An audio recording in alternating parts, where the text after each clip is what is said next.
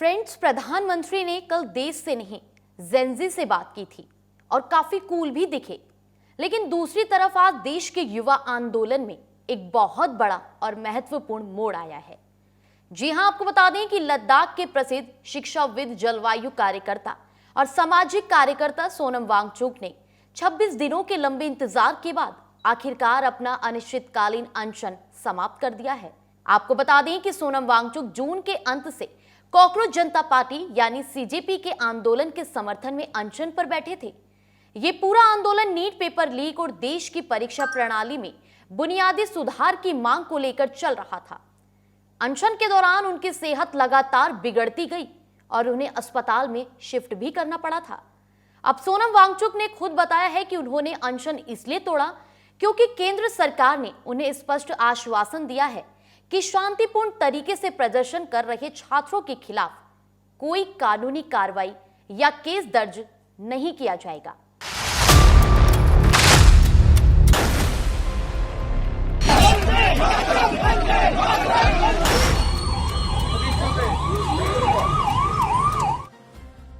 सरकार ने यह भी भरोसा दिलाया कि युवाओं पर कोई दंडात्मक या प्रतिशोधपूर्ण कार्रवाई नहीं होगी।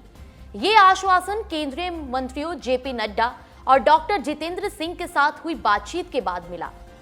सोनम वांगचुक ने कहा कि युवाओं की सुरक्षा और उनकी आवाज को सुनने का भरोसा मिलने के बाद ही उन्होंने अपना अनशन समाप्त करने का फैसला लिया।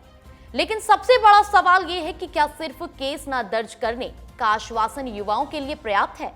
सीजेपी और हजारों युवा अभी भी शिक्षा मंत्री धर्मेंद्र प्रधान के इस्तीफे और बड़े शिक्षा सुधारों की मांग पर अड़े हुए हैं। इस बीच जंतर मंतर पर छात्रों का धरना लगातार जारी है। चलिए अब विस्तार से समझते हैं आखिर क्या हुआ और आगे क्या होने वाला है। जून 2026 में दिल्ली के जंतर मंतर पर कॉकरोच जनता पार्टी ने नीट पेपर लीक और परीक्षा प्रणाली की विफलता को लेकर आंदोलन शुरू किया। हजारों युवा शिक्षा मंत्री धर्मेंद्र प्रधान के इस्तीफे की मांग को लेकर धरने पर बैठे।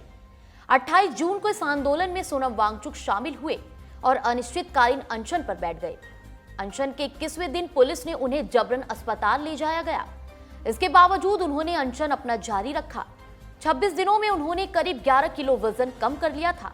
23 जुलाई की रात को मेदांता अस्पताल गुरुग्राम में केंद्रीय मंत्री जेपी नड्डा और डॉक्टर जितेंद्र सिंह उनसे मिले।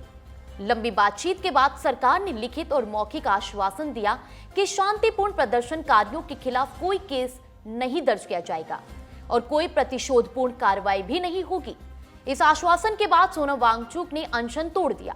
उन्होंने कहा कि युवाओं की सुरक्षा सबसे महत्वपूर्ण है और अब सरकार से संवाद का रास्ता खुला है।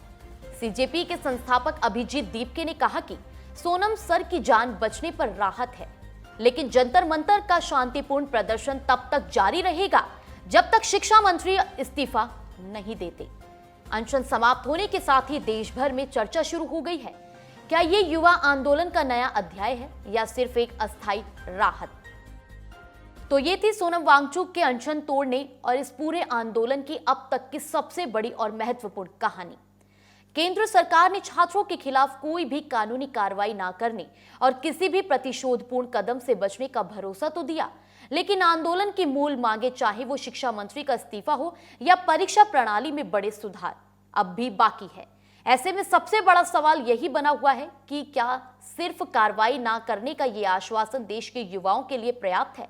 क्या छात्र अब सरकार के साथ संवाद का रास्ता अपनाएंगे या फिर मांगों को लेकर ये प्रदर्शन और भी तेज होगा? जंतर मंतर से लेकर पूरे देश की नजरें अब सरकार और छात्रों के बीच होने वाली आगे की बातचीत पर टिकी हुई है। समाचार प्लस ओटीटी इस मुद्दे पर लगातार नजर बनाए रखेगा और आपको हर एक महत्वपूर्ण अपडेट से सबसे पहले अवगत कराते रहेंगे।